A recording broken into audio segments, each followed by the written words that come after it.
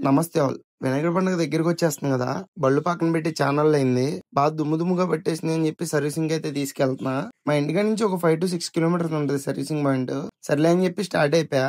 Servicing point కాడికెళ్ళి పెట్టేసేపాటికి ఇంక అన్న వాళ్ళైతే రాలేదు. ఇంక నేనే లోపల ఉన్న సీట్లయన్నీ బయట పెట్టేసుకొని లోపలంతా తుడిచేసుకున్నా. ఈలోపు బామ్మర్దొచ్చి మొత్తం సీట్లన్నీ చెప్పి నీట్‌గా క్లీన్ చేసేసాడు. అన్నొచ్చాక పైపేసుకొని లోపలంతా క్లీన్ చేసేసా. క్యాబిన్ పైన బాగా దుమ్ముగా ఉందని చెప్పి నేనే ఎక్కి క్యాబిన్ పైన కూడా క్లీన్ చేసుకున్నా.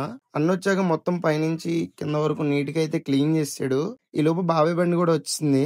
వెయిట్ చేస్తున్నాం మా బండి అయిపోతే బాబాయ్ బండి ఎక్కిద్దాం అని చెప్పి. ఒక పావు గంటకి బాబాయ్ బండి అయితే ఎక్కిచ్చేసి బాబాయ్ బండి కూడా సర్వీసింగ్ చేయించేసాము. ఇంక సర్వీసింగ్ అయితే 2 బళ్ళకి అయిపోయింది. ఇంకిద్దరం కలిపి అయితే స్టార్ట్ అయిపోయాం. ఇప్పుడు మా బాబాయ్ బండి అవుట్‌లుక్ చూడండి ఎలా ఉందో. చూసి ఎలా ఉందో కామెంట్ చేయండి. ఉంటాం మరి. బాయ్.